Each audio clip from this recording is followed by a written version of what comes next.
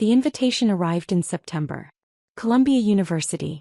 Presidential Scholars Welcome Evening. A celebration for incoming freshmen who'd received full academic scholarships. November 15th at 6 p.m. Low Memorial Library. Business casual.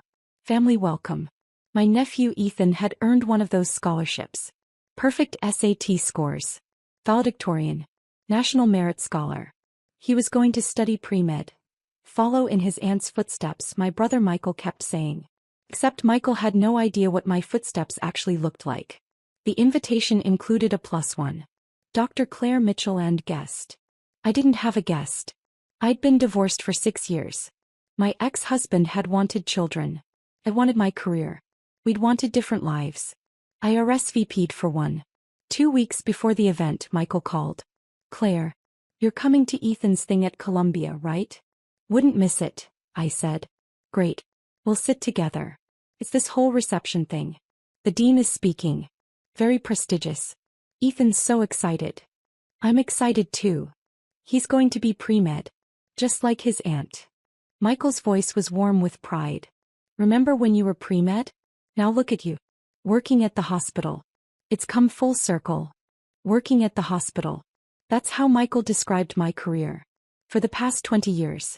I'd stopped correcting him 15 years ago. It has, I said simply. Listen, Claire, I know you're busy with your hospital job, but try to dress nice for this, okay? It's Columbia. Very formal crowd. Lots of important people. I'll do my best, I said. Great. See you there. He hung up. I sat in my office staring at my phone. My office. Director of Cardiovascular Surgery, Columbia University Irving Medical Center. Corner office on the 8th floor. Windows overlooking the Hudson River. My name on the door. Dr. Claire Mitchell MD PhD. 3 diplomas on the wall. Columbia undergrad, Columbia Medical School, Columbia PhD in Biomedical Engineering. I'd spent my entire professional life at Columbia. 24 years. From undergraduate student to attending surgeon to department director. But to my brother, I worked at the hospital. Michael and I had never been close. 6 years apart. He was the older brother. The golden child. The one who did everything right according to our parents' standards. He went to Penn State. Studied business. Graduated with a 3.4 GPA and got a job as a sales manager at a pharmaceutical company. Married young. Had Ethan at 26. Climbed to regional director by 35. Now, at 52, he was VP of sales making $240,000 a year. Our parents thought he'd conquered the world. I was different. The intense younger sister. The one who studied too much. Who chose science over social life. Who went to Columbia on a full scholarship while Michael paid full tuition at Penn State. Claire's the smart one, Dad used to say. Like it was a consolation prize. But Michael's the successful one, Mom would add. I graduated Columbia summa cum laude. Got into Harvard Medical School, Johns Hopkins, and stayed at Columbia for their MD-PhD program. 8 years of medical school and doctoral research. 3 years of general surgery residency. 3 years of cardiothoracic surgery fellowship. I performed my first solo heart surgery at 32. At 35, I was appointed assistant professor of surgery. At 39, I became the youngest associate professor in the department. At 42, I was named director of cardiovascular surgery. I oversaw 17 surgeons, managed a $47 million annual budget, and performed approximately 140 surgeries per year. I'd published 73 peer-reviewed papers. I'd developed a new minimally invasive technique for aortic valve replacement that had been adopted by hospitals worldwide. I'd trained 34 cardiac surgeons who now worked across the country. Last year, I'd been named one of the top 50 cardiac surgeons in America by U.S. News and World Report. But my family still thought I was a hospital worker. I tried to explain once. 12 years ago at Thanksgiving. I'm not just working at the hospital, I'd said. I'm directing the cardiovascular surgery department. I manage the entire program. That's great, Claire, Michael had said. Management is good. I'm in management too. Regional director now. It's not the same. We're both doing well, he'd interrupted. Different paths but both successful. Our parents had smiled. Relieved that their children weren't competing. Except we weren't competing because they didn't understand we weren't in the same league. Michael managed sales teams for a pharmaceutical company. I operated on human hearts. But explaining felt like bragging. So I stopped trying. "How's the hospital?" became their standard question. "Good," became my standard answer. And the years passed with my family thinking I was a mid-level hospital employee making decent money and living a modest life. The truth was more complicated. As director of cardiovascular surgery, my salary was $520,000 annually, plus bonuses for research grants and publications. My net worth was approximately $4.7 million. I owned a brownstone in the Upper West Side. 3 bedrooms. Bought 12 years ago for $1.8 million. Now worth $4.2 million. I'd never mentioned the house to my family. They thought I rented an apartment. I drove a 10-year-old Honda Civic. Wore simple clothes. Lived modestly except for my home which I loved. Money had never motivated me. Medicine had. The chance to save lives. To innovate. To teach.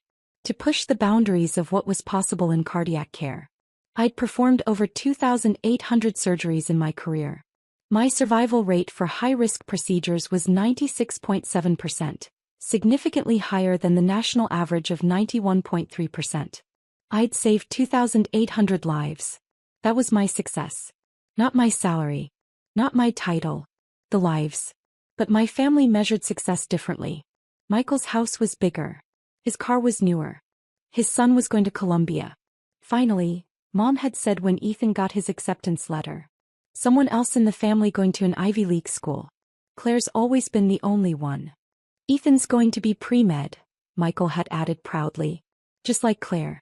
Maybe she can give him advice about the hospital. I'd smiled and said nothing. November 15th arrived cold and gray. I left the hospital at 4 p.m. I'd finished my last surgery at 2:30. A triple bypass on a 67-year-old man with severe coronary artery disease. The surgery had gone perfectly. He'd be in ICU for 2 days then recovery. He'd go home to his wife and grandchildren. Another life saved. I went home. Showered. Changed into a navy dress and blazer. Simple. Professional. The kind of outfit that said hospital employee, but also Columbia alumna. I arrived at Low Memorial Library at 5:50 p.m. The building was stunning. Neoclassical architecture. Massive columns. The iconic dome.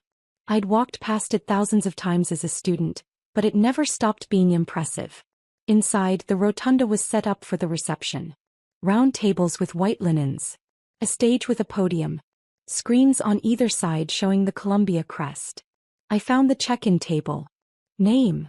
asked the student volunteer. "Dr. Claire Mitchell." She scanned the list. Her eyes widened slightly. "Oh, Dr. Mitchell. Yes. You're at table 3. That's the VIP section. Presidential donors and distinguished faculty." "Thank you." I found table 3. Front section. 2 other people were already seated. I recognized one.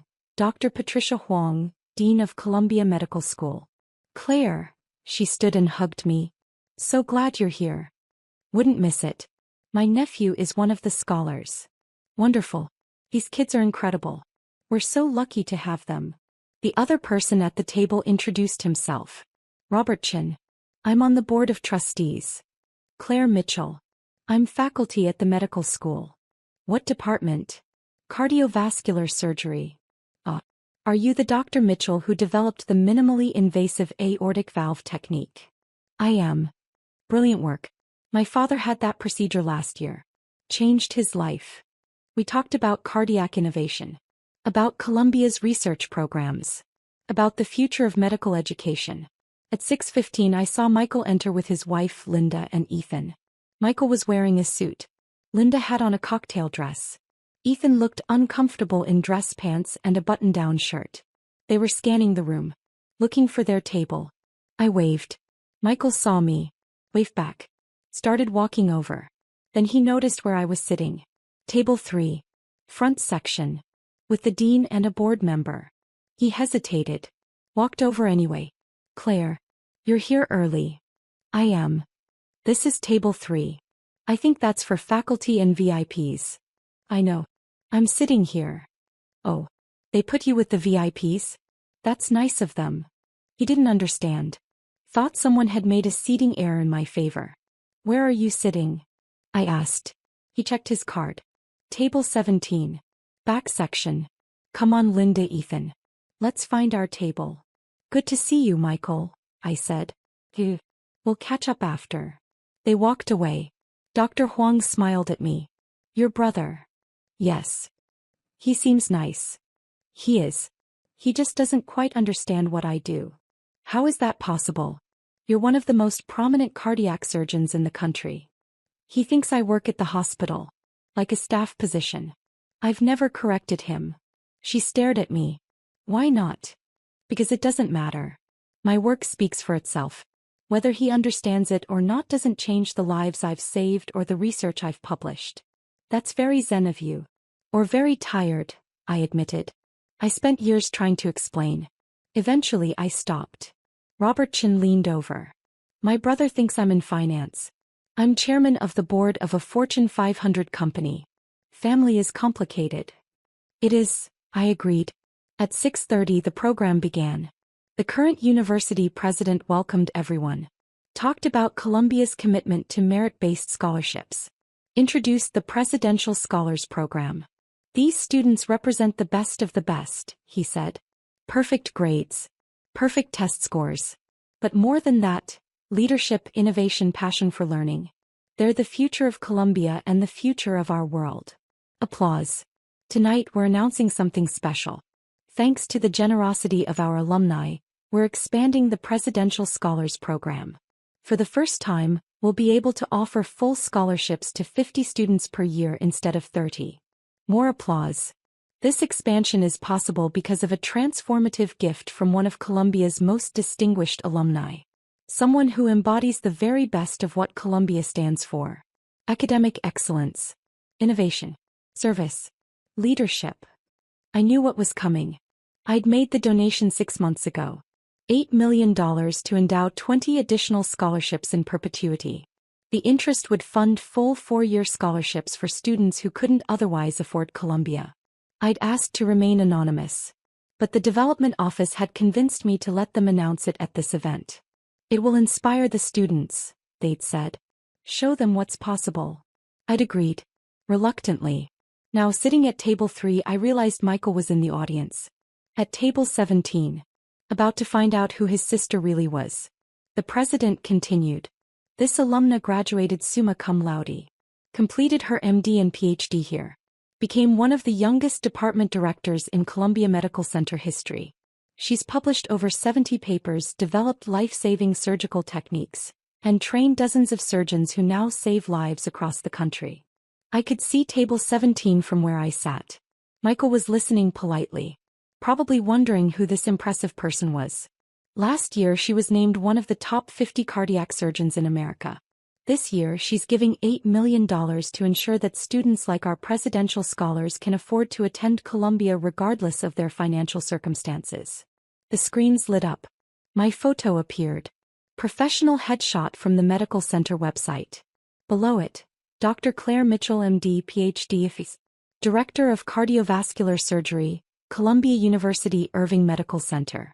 Please join me in thanking Dr. Claire Mitchell for her extraordinary generosity and her lifetime of service to Columbia. The room erupted. 800 people stood, applauding. I stood slowly, smiled, waved slightly. At table 17 Michael was frozen. His mouth was open. He was staring at the screen. Then at me. Then at the screen again. Linda was standing and clapping, but she looked confused. Ethan was staring at me with an expression I couldn't quite read. The president gestured for me to come to the stage. I walked up. The applause continued. He handed me the microphone. Thank you, I said. I'm not much of a public speaker. I'm better with scalpels than words. Light laughter.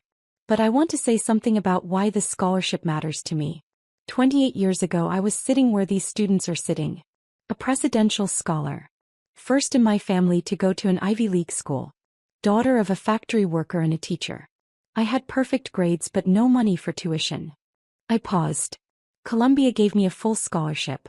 Without that scholarship I would have gone to state school. Maybe become a nurse instead of a surgeon. Maybe never had the opportunity to develop new surgical techniques or train the next generation of cardiac surgeons. That scholarship changed my life. I looked at the presidential scholars. 50 faces. Young. Eager. Brilliant. So this donation isn't charity. It's paying forward what Columbia gave me. The chance to reach my potential. The chance to serve. The chance to make a difference. I looked at table 17. Michael was still frozen. Not clapping. Just staring. These students will do extraordinary things. They'll cure diseases. Build companies. Create art. Serve communities. Lead movements. And someday maybe they'll pay it forward too. Maybe they'll give some other brilliant kid the chance they had. I held up the certificate the president had given me. Thank you, Columbia. For believing in merit over money. For creating opportunities. For changing lives. The applause was thunderous. I walked off stage. Back to table 3. Dr. Huang hugged me. That was beautiful. Thank you. Robert Chin shook my hand. $8 million. That's transformative. It's an investment, I said. In the future. The rest of the evening was a blur. Dinner was served. I made small talk with the table. Students approached to thank me. Faculty members congratulated me. At 8:30 the formal program ended. Networking began. Michael appeared at my table. Claire. Can we talk? Of course. We walked to a quiet corner of the rotunda. He looked shaken. You donated $8 million. Yes. $8 million. Yes, Michael. Where did you get $8 million? I saved it. Over 24 years. Plus investments. Plus the sale of some stock options. Stock options from what? I consult for a medical device company. They gave me equity. The company went public. The stock appreciated. He was quiet for a long moment. You're not just working at the hospital. No. You're the director. Of cardiovascular surgery. Yes. You're one of the top 50 cardiac surgeons in America. According to one ranking, yes. You make, what? What do you make? Michael, I don't think. Just tell me. Roughly. Including bonuses and consulting, about $600,000 a year. His face went pale. $600,000. It's not about the money. You make $600,000 a year and you never told us? You never asked, I said quietly. You asked how the hospital was. I said good. You assumed I was a mid-level employee. I didn't correct you. Why not? Because it didn't matter. You measured success by salary and title. You were proud of your VP position and your $240,000. If I told you I made more, it would have changed our relationship. You would have felt competitive. Or defensive. Or like I was showing off. So I stayed quiet. That's not fair, he said. Isn't it? How many times did you tell people about my job? She works at a hospital. In that dismissive tone. Like it was nice that I had employment but nothing special. He looked away. I heard you tonight, I continued. When people asked about me. She works at a hospital. My son will be the real success. I didn't mean. Yes, you did. You've been saying it for 20 years. I work at the hospital. You're the successful one. The regional director. The VP. The one who made it. Because I thought. You thought I was ordinary. Unremarkable. Just another hospital employee. Because I didn't brag about my achievements or my salary or my research. So you assumed I didn't have any. He was quiet. Michael, I've performed over 2,800 heart surgeries. I've saved 2,800 lives. I've published research that's changed how we do cardiac care. I've trained surgeons who are now saving lives in 34 states. That's my success. Not my salary. Not my title. The lives. I didn't know, he whispered. Because you never asked. You never visited my office. You never asked to see the hospital. You never asked about my research or my patients or my work. You just assumed. At that moment Ethan appeared. Dad? Aunt Claire. He looked between us. Are you okay? We're fine, Michael said automatically. No, we're not, I corrected. But we will be. Ethan looked at me. Really looked at me. You donated $8 million. I did. For scholarships. Yes. Why? Because 28 years ago Columbia gave me a full scholarship. Changed my life. I wanted to do the same for other students. That's... He paused. That's incredible. Thank you. I had no idea you were so successful. Most people don't, I said. I don't advertise it. Dad said you worked at the hospital. Like as a staff person or something. Michael looked ashamed. I do work at the hospital, I said. I'm just also the director of cardiac surgery. Both things are true. Ethan smiled. Can I ask you something? Of course. You said you're going to follow in your footsteps. The pre-med thing. But I don't even know what your footsteps look like. Would you tell me? Really tell me? I looked at Michael. He nodded. I'd be happy to, I said. We went to a coffee shop near campus. The three of us. I told Ethan everything. About medical school. The sleepless nights. The first time I held a human heart in my hands during surgery. The feeling of knowing that if I made one wrong move the patient would die. I told him about my first solo surgery. A 54-year-old woman with aortic valve disease. How I'd been terrified. How my hands had shaken. How the surgery had taken 6 hours. How she'd survived and hugged me 2 weeks later and said, "You gave me my life back." I told him about the research. The years of studying minimally invasive techniques.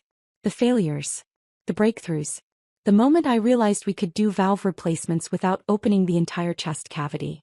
I told him about the first patient who received my new technique. How the recovery time was cut in half. How the complication rate dropped. How other surgeons started adopting it. I told him about the teaching. Training residents and fellows. Watching them perform their first surgeries. Knowing they'd go on to save thousands of lives. That's the real success, I said. Not the salary or the title or the awards. It's the woman who gets to watch her grandchildren grow up because you replaced her valve.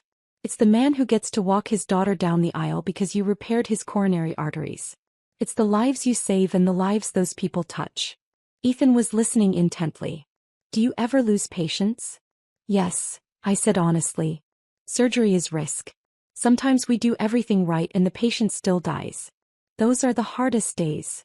How do you handle it? I remember the ones I saved. The 96.7% who survived. The families who got to keep their loved ones. And I used the losses to make me better. To refine my technique. To reduce risk. Every patient who dies teaches me something that might save the next one. Michael was quiet. Just listening. I want to do that, Ethan said. I want to save lives. Then you'll be a great doctor, I said. Will you help me? Like mentor me through pre-med? I'd be honored. He smiled. This is so much cooler than I thought. Dad always said you worked at the hospital like it was boring. But this is amazing. Michael flinched. I reached over and squeezed his hand. Your dad didn't know. How could he? I never told him. You could have, Michael said quietly. Why didn't you? Because you seemed happy thinking you were the successful one. The golden child. The one who'd made it. I didn't want to take that away from you. That's incredibly sad, he said. Or incredibly kind, I countered. Depending on how you look at it. I've been a jerk, he said. For 20 years.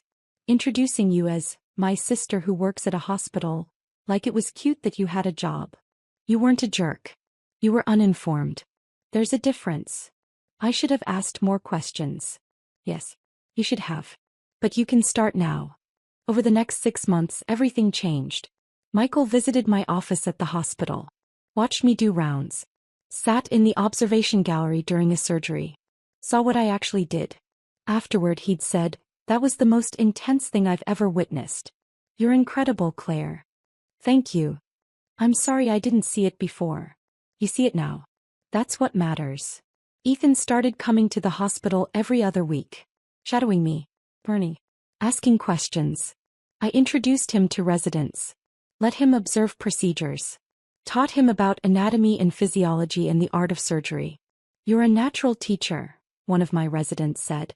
You should do more of this. I am, I said. Starting with my nephew. In March, Michael called a family meeting. Mom, Dad, Linda, Ethan, and me. I have something to say, Michael announced. For the past 25 years, I've been telling everyone I was the successful sibling. The one who made it. The one who did everything right. Our parents looked confused. But I was wrong. Claire is the successful one. She's one of the top cardiac surgeons in the country. She makes twice what I make. She saved almost 3,000 lives. She donated $8 million to Colombia. And I had no idea because I never bothered to ask about her life. Mom's mouth fell open. $8 million? Yes, I said simply. Where did you get $8 million? I saved it. Invested it. Earned it over 24 years of working as a surgeon. You're a surgeon? Dad asked. I thought you were a hospital administrator or something. I'm the director of cardiovascular surgery. I both operate and administrate. Silence. Then Mom said, why didn't you tell us? I did tell you. Multiple times. You didn't listen. Eventually I stopped trying. That's not fair. Mom, Michael interrupted. It is fair. We didn't listen. We assumed. We were so busy being proud of my regional director title that we never asked what Claire's title was. I'm proud of your title, I said to Michael. You worked hard for it. But we can both be successful. Success isn't a competition. I know that now, he said. I wish I'd known it 20 years ago. Dad stood. Walked over to me. Hugged me. I'm proud of you, Claire. So proud. And I'm sorry I didn't say it more often. Thank you, Dad. Mom joined the hug. My daughter, the heart surgeon. Cardiac surgeon, I corrected gently. But close enough.